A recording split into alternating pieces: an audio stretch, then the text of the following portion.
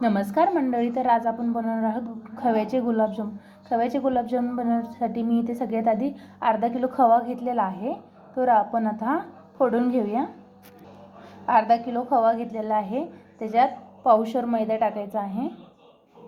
Mix करून घेऊया आणि एकदम जाळीदार खुसखुशीत होण्यासाठी चिमूटभर असं थोडासा सोडा टाकायचा. आपल्या चिमटीमध्ये बसेल एवढासा, म्हणजे एकसारखी जाळी येते. हा आता पूर्ण एकजीव करून घेऊया. मिक्स आपलं पीठ एकजीव झालेलं आहे. थोडासा पाण्याचा हात घ्यायचा, अजून असं थोडं एकजीव करून घेऊया. जेवढा आपण पिठाचा मसाज करू ना, तेवढे असे खुशखुशीत आणि जाळीदार गुलाबजामुन होणार आपले.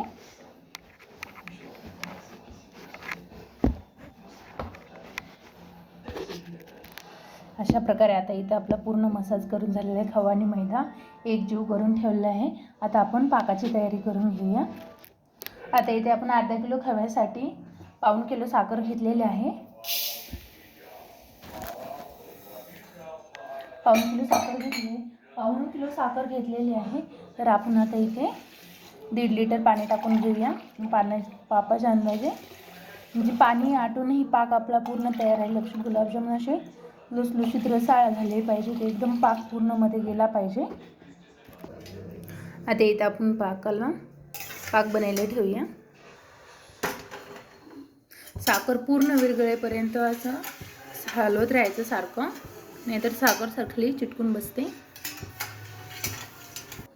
इथे आपण तेल गरम करायला ठेवूया.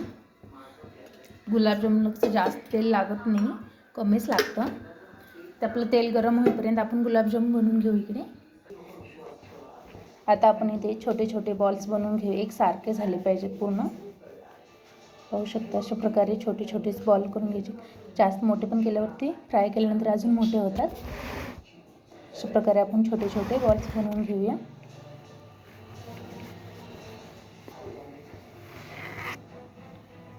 पाहू शकता तुम्ही, एकसारखे बनवायचे, म्हणजे दिसायला पण सुंदर दिसले पाहिजेत.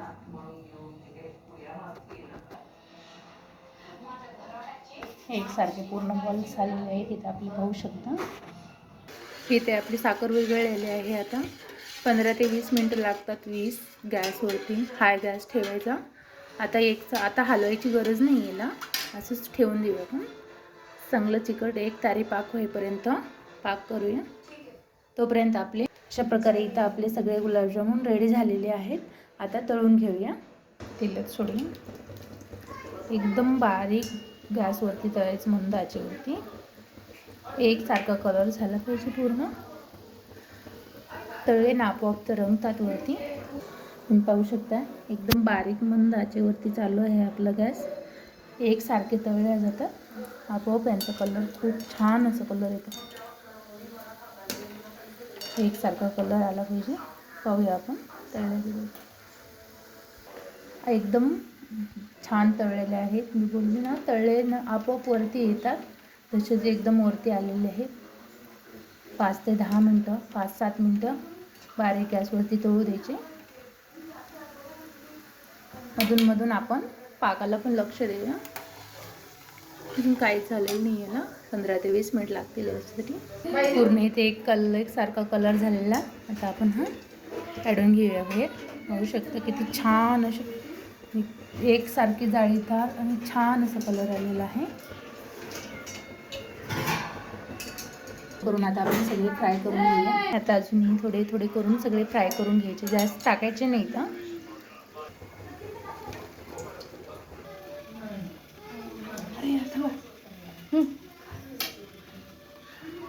आता आपण हे गुलाबजामुन फोडून बघूया. ती एकसारखी जाळी सुटलेली आहे ना, आणि असं एकदम जाळीदार असं झालेलं आहे. आता इथे आपण पाकाची मळी काढून घेऊया. पाकाची मळी म्हणजे साखरेची पूर्ण घाण निघते बाजूला. पोहे खायचं 2 चमचे दूध घेतलेलं आहे. आता बघा वरती मळी निघते. तुम्ही पाहू शकता 2 मिनटं दूध टाकल्यानंतर अशी साखरेची मळी आलेली आहे.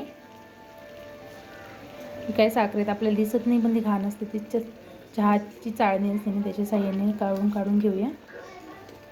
पाहू शकता आपल्याला दिसत नाही, पण साखरेत घाण असतेच.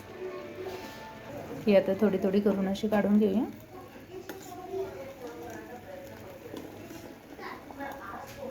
इथं आपला पाक तयार झालेला आहे. एक तारी पाक करायचा आहे आपल्याला, जास्त घट्ट पण नाही. एक तारी पाक चेक करण्यासाठी असं थोडंसं एक तार धरली पाहिजे त्यांनी, थोडी, जास्त नाही.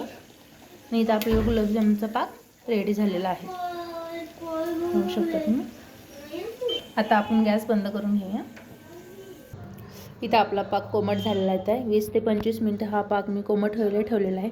गरम पाकामध्ये आपण गुलाबजामुन जर सोडले तर पूर्ण विरघळून जाते. इथं मी 15 ते 20 मिनटापूर्वी केसर भिजायला ठेवलं होतं, 10 ते 15 काड्या. त्या मिक्स करून घेऊया आपण. इलायची फोड घेतली होती, 5 ते 6 इलायची घेतली होत्या, दळून घेतली. इलायची पावडर आता मिक्स करून घेऊया. केसर किती मस्त कलर आलेला आहे.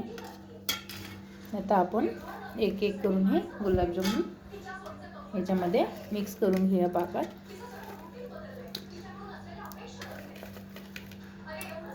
तर आपण सगळे गुलाबजामुन पाकात टाकून घेतलेले आहेत. आता खालीवरी करायचे मस्त. आता ते एक ते 2 घंट्यानंतर भिजल्यानंतर पाक असं मुरलं ना त्याच्यामध्ये, मस्त असे रसरशीत ताजे खव्याचे गुलाबजामुन आपले इथे रेडी आहेत. अशा प्रकारे आपले मस्तपैकी असे खव्याचे गुलाबजामुन रेडी आहेत. तुम्ही पाहू शकता मस्त असे साध्या आणि सोप्या पद्धतीने आपले गुलाबजामुन तयार झालेले आहेत. तर आता हे मग मस्त करायचे आता बाकी आहे. चला, अशाच नवीन नवीन व्हिडिओसाठी लाईक, शेअर आणि सबस्क्राईब करायला विसरू नका.